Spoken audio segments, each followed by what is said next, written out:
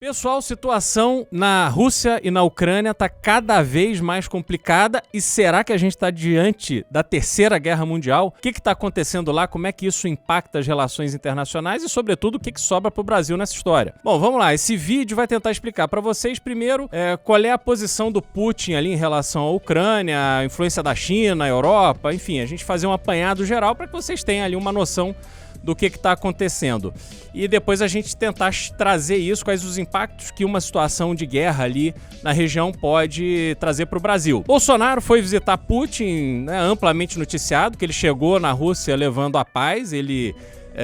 Putin, antes do Bolsonaro pousar, fez um anúncio de que ele estava retirando tropas da região da Ucrânia e Bolsonaro chegou ali e tentou surfar essa onda de pacifista. Enfim, não durou muito, porque a guerra, na verdade, ela se faz muito mais com notícia e desinformação do que efetivamente com movimentos militares. Existe toda uma preparação para que a guerra aconteça da forma mais favorável para aquele que está ali desafiando o outro país. Nesse caso, a Rússia tem um poder bélico muito maior do que o da Ucrânia, porque a Ucrânia ela fazia parte da União Soviética. A União Soviética era uma reunião de 15 repúblicas que durou de 1922 até 1991. Quando houve essa separação, o arsenal nuclear da União Soviética ele estava disperso em alguns países e a Ucrânia, além da Rússia, era o país que tinha maior parte desse material nuclear. E aí houve um tratado feito para que a Ucrânia aceitasse devolver esse equipamento nuclear para a Rússia. Não tinha interesse de nenhuma parte do mundo para que mais países tivessem um arsenal nuclear, então todos ali chancelaram esse acordo para que a Ucrânia devolvesse o seu arsenal nuclear para a Rússia, em troca do respeito da Rússia às fronteiras da Ucrânia e ao povo ucraniano. Enfim, isso não durou tanto quanto a Ucrânia gostaria, porque em 2014 houve o primeiro movimento concreto da Rússia em cima do território ucraniano, que foi a ocupação da Crimeia. A Crimeia é uma península, enfim, que tem um contato por mar com a Rússia. A Rússia anexou essa parte da Ucrânia e a Crimeia hoje ela está linkada à Rússia e não mais à Ucrânia. Aquilo na época foi um problema grave, enfim, uma série de sanções foram impostas, mas o fato é que o comércio mundial, as forças mundiais hoje, elas estão muito mais centradas na necessidade de commodities, na necessidade do fornecimento de energia, que a Ucrânia e a Rússia são muito importantes. A Rússia é uma grande exportadora de trigo. Enfim, o mundo ele está muito mais ligado nos seus interesses comerciais do que efetivamente nas questões militares. Esse é o momento que a gente passa no mundo.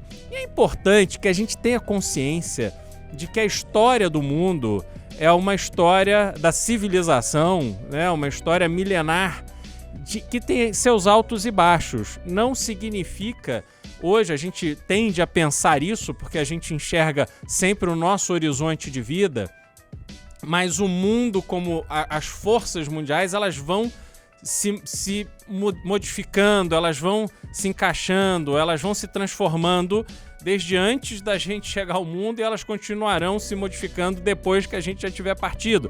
Então a gente é parte de um processo que está sempre em transição. A gente teve no começo do século XX e por boa parte do século XX o estabelecimento da União Soviética, a Guerra Fria, as guerras mundiais, enfim. E depois a gente entra num período de predomínio da paz, que é mais ou menos o que a gente ainda vive hoje, com a consequência da ampliação do comércio, das forças financeiras estando muito presentes, enfim. O mundo foi se modificando nesse sentido. Com isso, a Rússia, que é o maior país da União Soviética, era o país que mantinha ali a sua força, o seu exército, continuou sendo um player preponderante ali na região. Existia uma separação de interesses entre a Rússia e a China. A China, um grande parceiro, que começou a abrir o seu mercado para os Estados Unidos lá atrás, décadas atrás, e sempre esse alinhamento Estados Unidos-China, ele foi preponderante ao alinhamento da China com a Rússia. A China, por exemplo, ainda não reconheceu a anexação da Crimeia, por exemplo. Mas esse relacionamento, nos últimos tempos, ele tem sido de aproximação entre essas duas forças. A China tem um papel muito importante na economia mundial.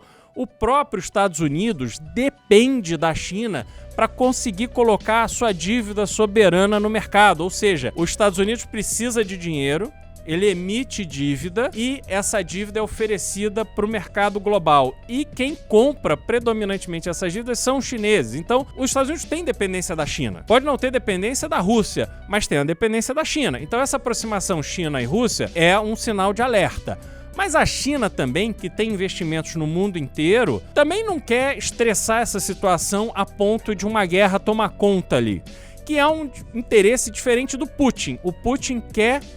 Vamos lá, Putin que foi diretor-geral da KGB, o Putin que vem da inteligência russa e que trilhou ali um caminho até surpreendente até chegar à posição que ele se encontra hoje, de ser um autocrata ali na Rússia, um poder pleno e que tem essa cabeça de ocupação, de colocar ali à mostra toda a sua força, o seu poderio, um cara extremamente inteligente e que vê na Ucrânia, ontem ele chegou a dar uma declaração dizendo que a Ucrânia sequer era um país, quer dizer, e a Ucrânia, o povo ucraniano, ele começou a se formar há 4.000 anos, a Ucrânia tem uma história muito, muito longa e estava ali fazendo um trabalho para tentar se aproximar da União Europeia, eventualmente se integrar à União Europeia. Essas duas colônias que foram anexadas, que são Donetsk e Luhansk, essas colônias têm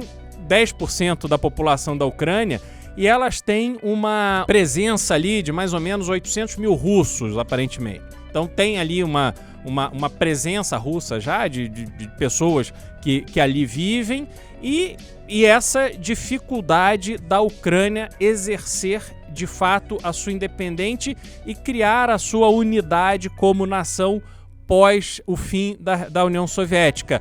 Claro que todos esses atentados contra a soberania ucraniana, que foi o que aconteceu com a Crimeia e o que acontece agora com essas duas colônias, com essas duas áreas separatistas, o povo ucraniano que não embarca nesse discurso de alinhamento com a Rússia, eles vão se unindo cada vez mais. Então, o poder militar da Ucrânia ele não está à altura do poder militar da Rússia, mas você tem ali um foco de resistência muito grande que essa unidade do povo russo pode fazer a diferença ali numa eventual guerra, caso a Rússia queira avançar além dessas colônias e ocupar uma extensão maior de terra na Ucrânia, ocupar a própria capital Kiev, enfim. É uma situação ali onde talvez isso no longo prazo ajude a própria formação dessa identidade, do resgate da identidade do povo ucraniano. Como é que isso afeta o Brasil? Afeta a Europa, obviamente, porque você tem Ucrânia e Rússia como grandes players de fornecimento de energia, sobretudo de gás para a Europa. Então ali está todo mundo pisando em ovos, sobretudo a Alemanha. Mas isso pode ter um impacto também nessa dinâmica do comércio mundial, que aí sim vai afetar o Brasil e vai nos afetar. Uma guerra naquela região vai fazer com que o preço das commodities de energia e de alimentos suba, porque o fornecimento que partia dali, ele vai ser interrompido. Quando isso acontece, a demanda por trigo, por exemplo, os países que hoje compram da Rússia vão comprar de outros países. Aí o Brasil é um candidato a ter o seu produto valorizado.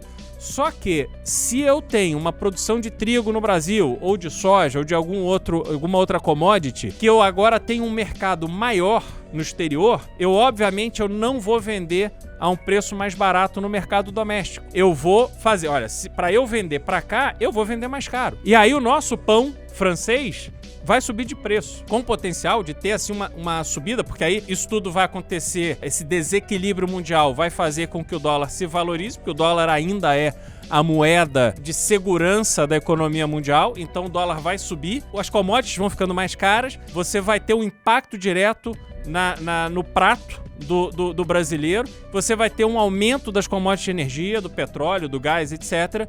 E isso tudo vai impactar a nossa vida diretamente.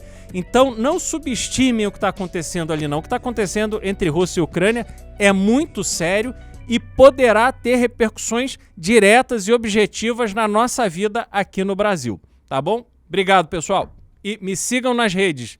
Instagram, como vocês estão vendo aqui, Cristiano Beraldo BR, Twitter CR Beraldo. Obrigado. Estamos em guerra. Petistas e bolsonaristas se organizam para defender seus líderes corruptos e repetir as mesmas velhas mentiras que você já sabe.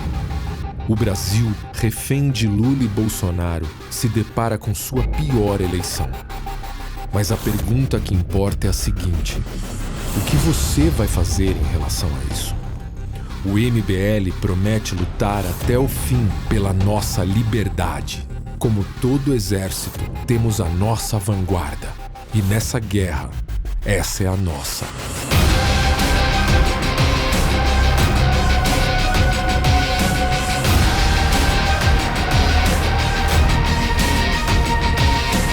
Inscreva-se em academia.mbl.org.br.